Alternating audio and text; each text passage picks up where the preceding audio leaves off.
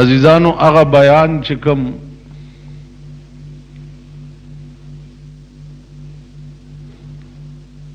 کافی جمعون استاسو په مخ کې د انسان د تخلیق را روان دی.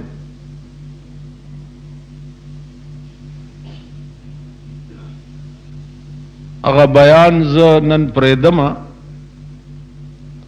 ځکه چې باران دی او څه کافي حده پورې ستاسو مخکې بیانولی نه شو.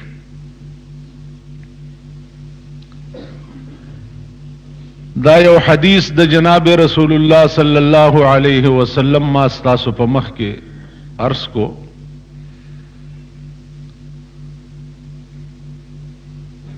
د دې حدیث مقصد دا دی چې رسول الله صلی الله علیه وسلم نام مجلس کې تپوس شو یا رسول الله کم یو مسلمان خ مسلمان دی؟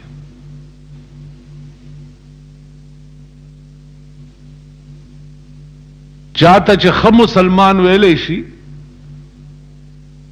نو هغه کم مسلمان دی؟ حضور علیہ الصلوۃ والسلام ورته فرمایل چې المسلم من سلم المسلمون من لسانه و یده. مسلمان هغه سړی دی چې داغه د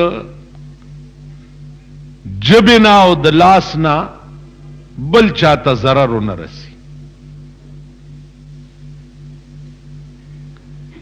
د چا چې د جبې او د لاس نه بل چاته ضرر رسی جناب رسول الله صلی الله علیه وسلم فرمایل چې دا خ مسلمان نه دی. عزیزانو ائمه محدثین فرمایي چې دې حدیث کې پیغمبر جبړم به ذکر کړه او لاس رستو ذکر کو. حالانکه کتا سو خیال وکي نو د لاس ضرب چې دی دا ډیر سخت دی په نسبت د جبې ضرب ته.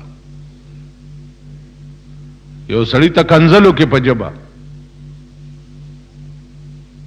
او یا یو سړی گویا پلاس پدا خلا په سوکو وهي یا پملا په سوکو وهي او لاس هم ستاو زما غوندې لاس نه دی او مضبوط سړی لاس چې په سوک دی وای مخه سره به د هارت فیل.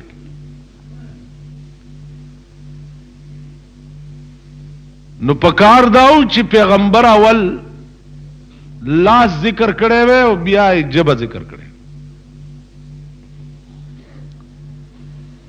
علماء وايي چې حقیقت دا ده چې د لاس ضرب چې ده هر څومره تیز گزار چې وي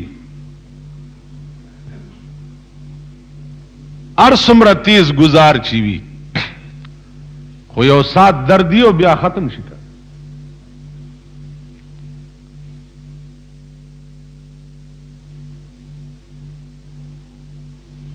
څومره تیز نه تیز سوک باندې دې سړی ووي او یو سات دردی او بیا ختم شي. د جبې گزار چې دی دا ډو ختمیږي نه. حضرت علی رضی اللہ تعالی عنہ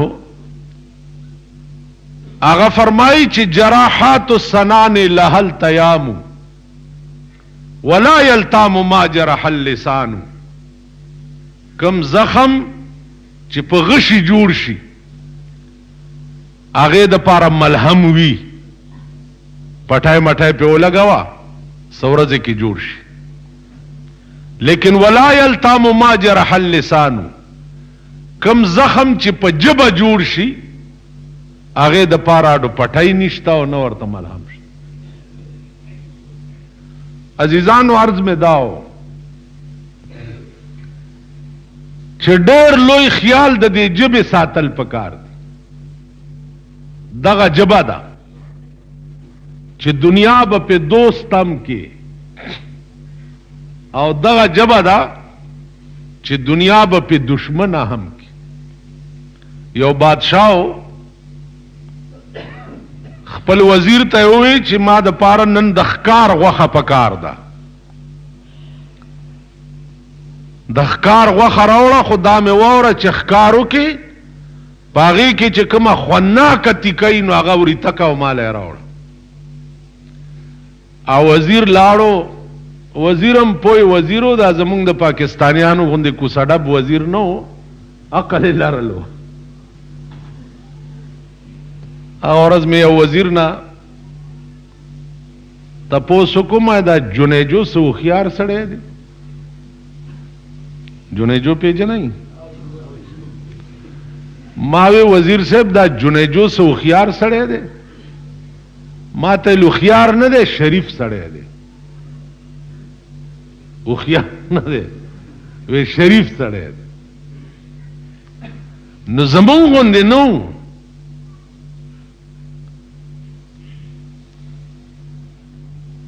دا هوښیار وزیر، قابل او ذی فهم او ذی ہوش وزیر.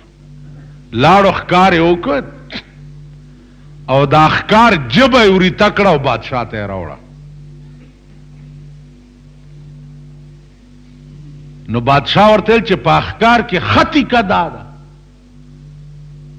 اوس ښکار کې خو وزر وي، پتون وي، سینه وي، کلیجی وي، زړه وي، خوناکې تیکې پکې دغه وي.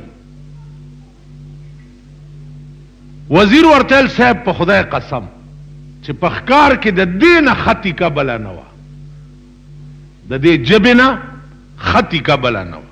وی ښه ده نو سبا به بیا ښکار کې، او چې په ښکار کې کومه خرابه تیکه نو اب وریته او ماله به یې راوړې. وزیر بیا لاړو، بیا ښکار وکړو، بیا یې وله ژبه وریته کړه او رایې وړه. بادشاه ورته ګوري چې اوس دې په سولی خېجوم. پرون مې چې درته ویلي چې ښه تیکه پکې وریته که او ماله یې راوړه، نو هم دې ژبه راوړه. او نن مې چې درته ویلي چې خرابه تیکه پکې وریته که او ماله یې راوړه، نو هم دې ژبه راوړه. وزیر ورته وی بادشاه قبله عالم د سر سلامتیا غواړم، په خدای قسم که ښه شی دی نو هم دغه ژبه ده، او که خراب شی دی نو هم دغه ژبه ده.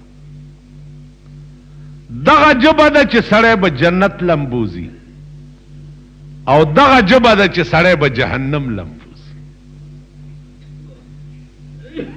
بادشاہ ورته ویل ٹھیک، والله العظیم ته د نن نه بعد ما د ټولو وزیرانو مشر وزیر کړ. ستا دومره لوی عقل. نو عزیزانو علما لیکي چې د پیغمبر غرض دا اوس پیغمبر نه لوی حکیم او لوی پوی په دې کائنات کې بل څوک، په دې کائنات کې لوی پوی خدای دی، او دویم نمبر پوی ورپسې جناب محمد رسول الله. نو د پیغمبر فهم ته ګوره چې په حدیث کې اول ژبه ذکر کوي چې کوم یو مسلمان بهتر مسلمان دی، نو پیغمبر فرمایل من سلم المسلمون من لسانه ويده، چې بچ پاتې شي خلق ستا د ژبې د ضرب نه او ستا د لاس د ضرب.